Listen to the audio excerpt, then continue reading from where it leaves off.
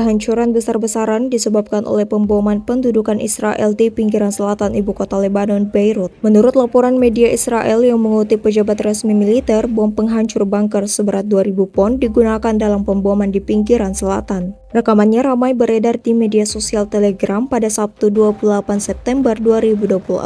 Pesawat pendudukan Israel diketahui juga telah mengebom jalan bandara di sekitar Rumah Sakit Al-Zahra di pinggiran selatan ibu kota Lebanon, Beirut. Pesawat pendudukan Israel telah menjatuhkan sedikitnya 10 rudal di sebuah daerah di pinggiran selatan Beirut. Kekacauan terjadi, semua orang terdengar berteriak dan berusaha menyelamatkan diri. Tidak diketahui pasti ada berapa jumlah korban jiwa dalam insiden ini. Menurut laporan media Israel, Perdana Menteri Netanyahu segera meninggalkan pertemuan dengan wartawan di Amerika Serikat, menyusul pesan dari penasihat militernya mengenai serangan tersebut.